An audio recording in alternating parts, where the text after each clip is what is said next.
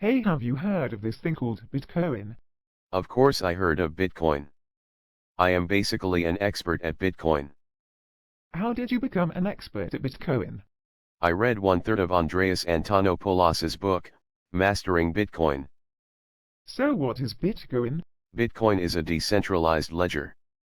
What is a decentralized ledger? I'll first explain what ledger means, and then I'll explain how this ledger is decentralized. I know what a ledger is.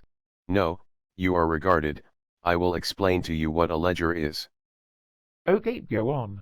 For the purposes of this example, you can first think of a ledger as simply a piece of paper, a notebook, an Excel sheet, or something that is keeping track of a list of notes.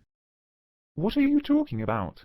This ledger just keeps information about who paid who how much money, and how much each person has in their account. Isn't that what the bank or credit card does? Yes, that aspect is exactly just what a bank does, or a credit card company, or a piece of paper saying I owe you some money. Okay, so what give me this stupid ledger analogy? But for a ledger to actually work, everyone has to agree on the who paid who what. Or else there will be disagreements. Right, and it would have to keep track of the entire history of all transactions so that no one can lie about a transaction in the middle and give themselves extra money.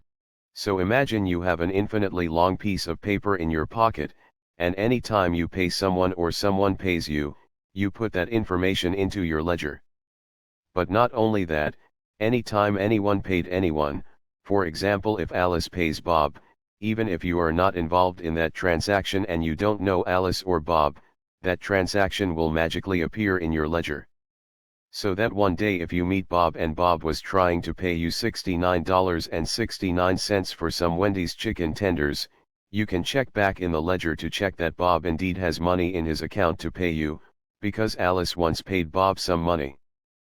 That's nonsense. You can't have an infinitely long piece of paper.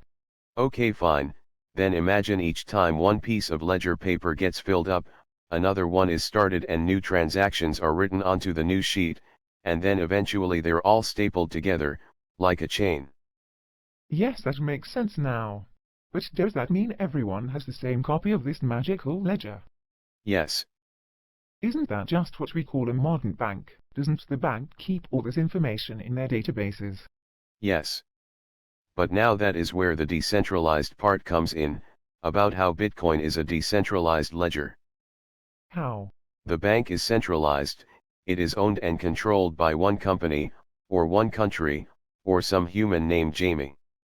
That centralized owner can take all your money or inflate it if they wanted to, and you'd be able to do nothing about it.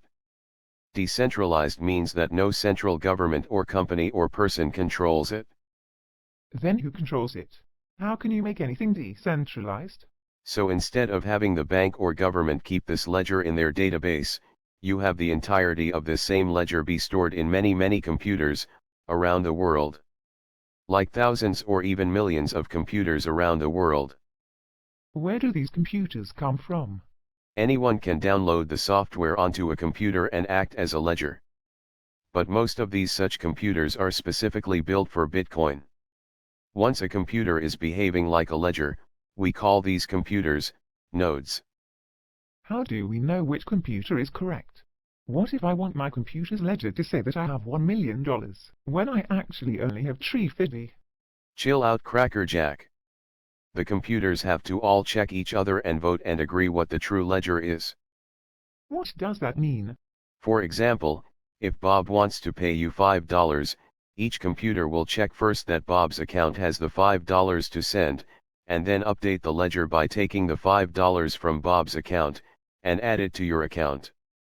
Who's paying for all this electricity that is powering all of these computers? So whichever computer updates the ledger first gets a price of some Bitcoin, which is the incentivization. Also whoever is forming this transaction also pays a fee. So if Alice wants to pay Bob $5, Alice pays a small fee to these computers. So it comes down to who's the fastest computer. Not quite. To make it more fair, in order to successfully add it to the ledger, the computer has to do some type of work, and whichever computer finishes the work first gets the prize of a few Bitcoins, and broadcasts out the data it is updating the ledger with, and all the other computers copy it. In Bitcoin blockchain terminology, the ledger is the blockchain, right?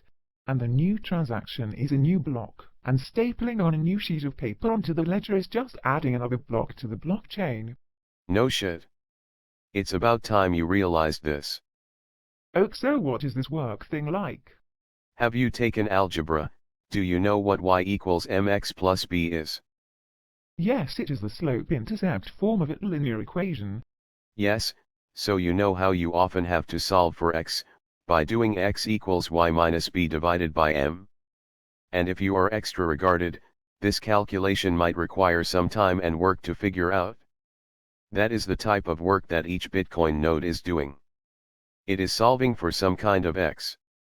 This work is called mining. Yes. Now imagine it's a much more difficult form of this equation, and it takes time to solve for x, but it takes less time to check that the solution is correct, because if someone tells you what x is, you can just plug it in and quickly verify that the solution is correct. Yes, but what does this have to do with the ledger?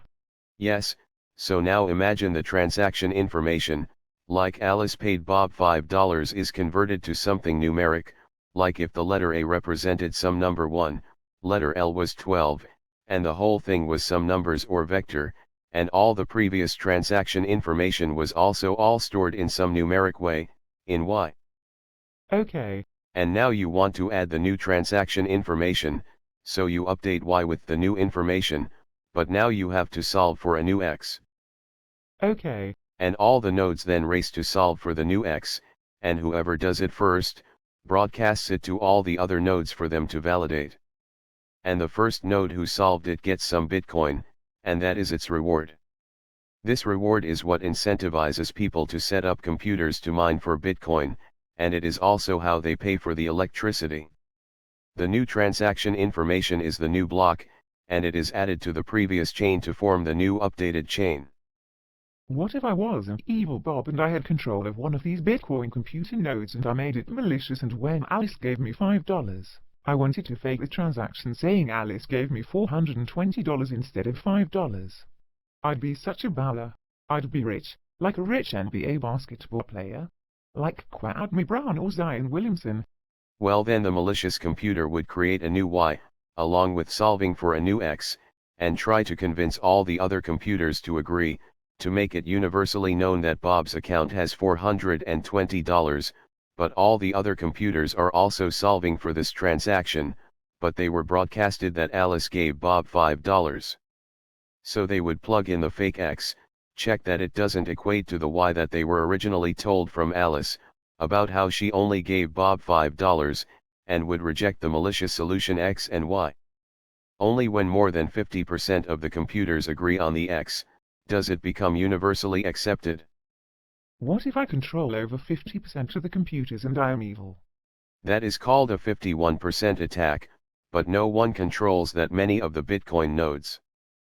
Well, now this is genius. What is this concept called? Proof of work. PAL. This information about Alice paid Bob $5, then isn't that very public? Where is the privacy? What if Bob was buying drugs like Mary Jane Joanna? Bob's name is not actually in there, it is some address he uses like 0xb00b == which is known as the public key. Each public key needs to have a corresponding private key in order to make transactions. How does all that work? I'll explain that at another time.